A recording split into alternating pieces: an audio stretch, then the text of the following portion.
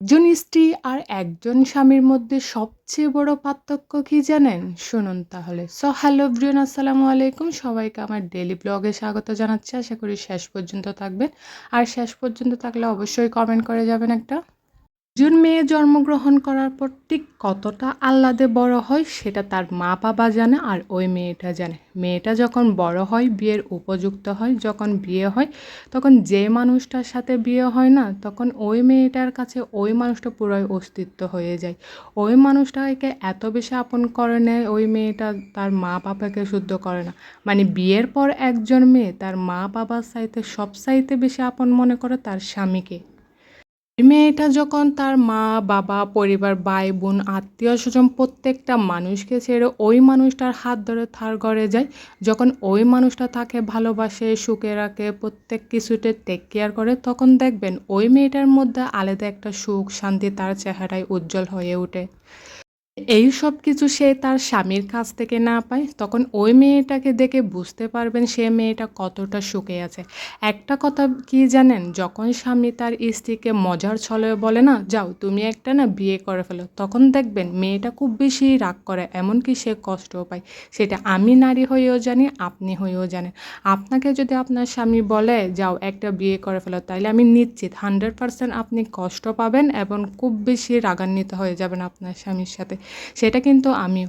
কিন্তু আপনি যখন আপনার স্বামীকে হয়তো মজার ছলে বা কোনো একটা কারণে যদি বলেন যাও আরেকটা বিয়ে করো, আমার কোনো সমস্যা নাই, বিশ্বাস করেন আপনার স্বামী তো রাগান্বিত বা কষ্ট হওয়ার চাই দূরের কথা, সে না মুচকি মুচকি হাসবে। বিশ্বাস করেন ওই পুরুষটার ওই মুচকি হাসি যে ওই মেয়েটার মনে কতটা আঘাত করে, ঠিক যেন তীর। একটা তীরকে যত মানে শক্ত করে ছুঁড়া হয়, যত গর্ত হয় না, মানে একটা তীরকে যত জোরে ছুঁড়ে একটা গর্ত হবে, যত বেশি গর্ত হবে, আমার মনে হয় কি জানেন, ওই মুচকি মুচকি হাসিটা না ওই মেয়েটার মনে তার চাইতে 1000 গুণ বেশি গর্ত করে।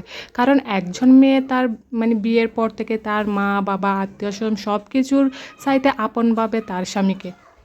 কি তার বাপের বাড়িতে যদি তার স্বামীকে অসম্মান করা হয়, কোনো কিছু নিয়ে যদি অবহেলা করা হয়, বিশ্বাস করেন মেয়েটা তার মা বাবা ভাই বোনের সাথে এত পরিমাণ রাগ করে, এমনকি যদি অনেক বেশি গুরুতর কথা হয়ে যায় না, সে তাদের সাথে সম্পর্ক শুদ্ধ ছিন্ন ভিন্ন করে ফেলে।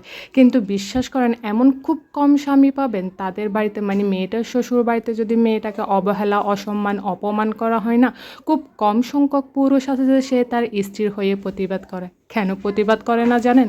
কারণ তার পরিবার এবং তার সমাজ তাকে বউ পাগল বলে উপাধি দিবে। একজন নারীকেও যদি স্বামী টেক কেয়ার করে না বা ভালোবাসে না, তখন তার পরিবার বা তার শ্বশুরবাড়ির সবাই না তাকে স্বামী পাগল বলে, ওটা কিন্তু তারা মেনে নেয়। কিন্তু একজন পুরুষ কখনো বউ পাগল উপাধিটা মানতে পারে না, যেটা কিন্তু আমাদের ইসলামে তাকে শ্রেষ্ঠ পুরুষ হিসাবে উপাধি দিয়েছে।